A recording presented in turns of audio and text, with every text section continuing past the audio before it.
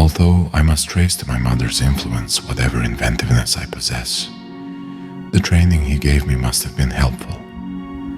It comprised all sorts of exercises, as guessing one another's thoughts, discovering the defects of some form or expression, repeating long sentences, or performing mental calculations. These daily lessons were intended to strengthen memory and reason, and especially to develop the critical sense, and were undoubtedly very beneficial. He had a prodigious memory and frequently recited at length from works in several languages. He often remarked playfully that if some of the classics were lost, he could restore them. His style of writing was much admired. He penned sentences short and terse, and was full of wit and satire. There was another and still more important reason for my late awakening. In my boyhood, I suffered from a peculiar affliction due to the appearance of images, often accompanied by strong flashes of light, which marred the sight of real objects and interfered with my thought and action. They were pictures of things and scenes which I had really seen, never of those I imagined. When a word was spoken to me, the image of the object it designated would present itself vividly to my vision, and sometimes I was quite unable to distinguish whether what I saw was tangible or not. This caused me great discomfort and anxiety. None of the students of psychology or physiology whom I have consulted could ever explain satisfactorily these phenomena. They seem to have been unique, although I was probably predisposed, as I know that my brother experienced a similar trouble. The theory I have formulated is that the images were the result of a reflex action from the brain on the retina under great excitation. They certainly were not hallucinations, such as are produced in diseased and anguished minds, for in other respects, I was normal and composed. To give an idea of my distress, suppose that I had witnessed a funeral or some such nerve-wracking spectacle. Then, inevitably, in the stillness of night, a vivid picture of the scene would thrust itself before my eyes and persist despite all my efforts to banish it. Sometimes, it would even remain fixed in space though I pushed my hand through it. If my explanation is correct, it should be able to project on the screen the image of any object one conceives and make it visible. Such an advance would revolutionize all human relations.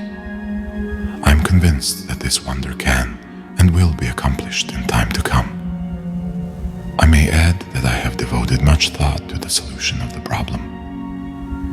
To free myself of these tormenting appearances, I tried to concentrate my mind on something else I had seen, and in this way, I would often obtain temporary relief. But in order to get it, I had to conjure continuously new images. It was not long before I found that I had exhausted all of those at my command. My reel had run out, as it were, because I had seen little of the world-only objects in my home and the immediate surroundings. As I performed these mental operations for the second or third time, in order to chase the appearances from my vision, the remedy gradually lost all its force.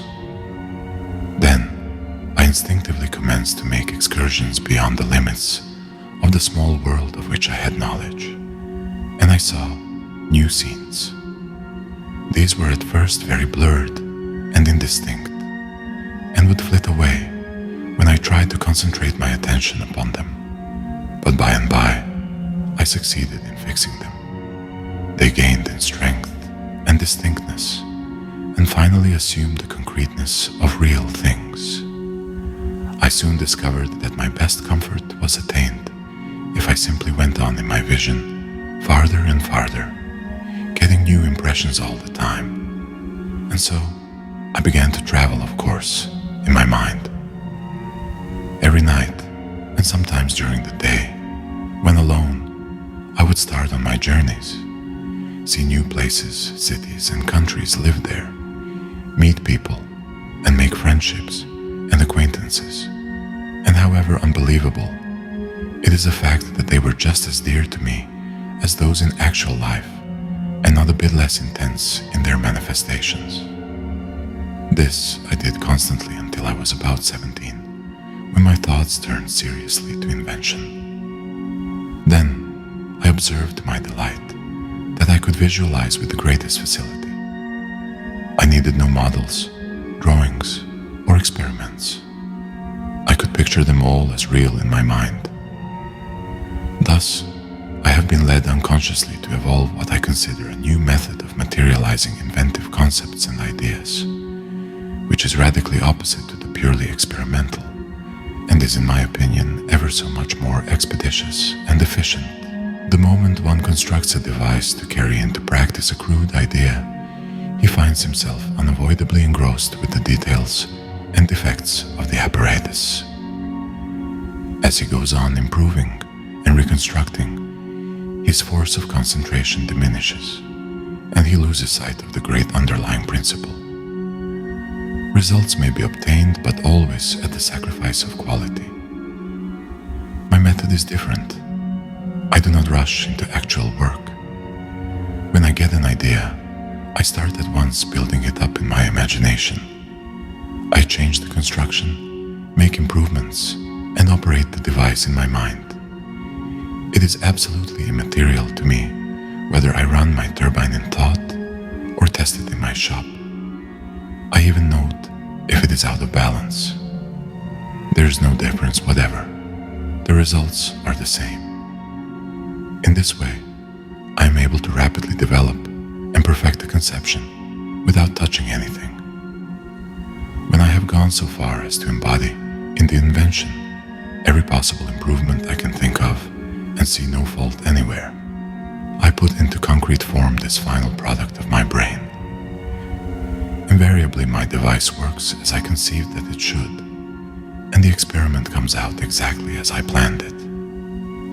In 20 years, there has not been a single exception. Why should it be otherwise?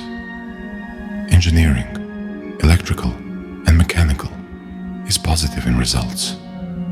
There is scarcely a subject that cannot be mathematically treated, and the effects calculated, or the results determined beforehand from the available theoretical and practical data. The carrying out into practice of a crude idea, as is being generally done, is, I hold, nothing but a waste of energy, money, and time. My early affliction had, however, another compensation. The incessant mental exertion developed my powers of observation and enabled me to discover a truth of great importance. I had noted that the appearance of images was always preceded by actual vision of scenes under peculiar and generally very exceptional conditions, and I was impelled on each occasion to locate the original impulse.